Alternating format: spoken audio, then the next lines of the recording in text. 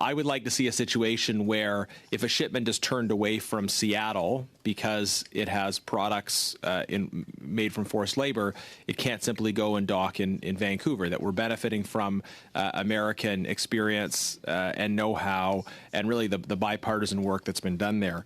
I also wonder if this kind of framework for collaboration could be extended to more allies, if we could establish some kind of partnership involving our North American economies, but also Japan, the UK, Europe, etc.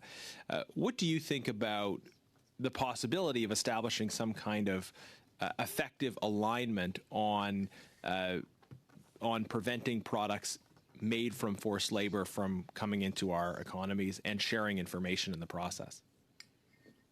Thank you for the question. I think it would be long overdue, but the complexity of the task shouldn't be understated.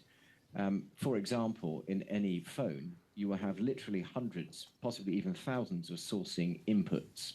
And for each of those sourcing inputs, you will have a different supply chain or a slightly diverse supply chain. And trying to map out exactly where every single piece of that thing comes from is an extraordinarily complex thing. But companies know how to do it, because otherwise, where do they get those things? So it is very possible. The complexity is not a reason not to do it. And we do have some interesting new tools. For example, with organic materials, there are companies like Oratane. Oratane isn't the only company, but there are companies like Oratane who have isotopic maps of various parts of the world with technology so sensitive that they can take a hair on your head and tell you where you've been over the past 6 months. So any organic material they can test, and they can tell you whether or not it comes from Xinjiang.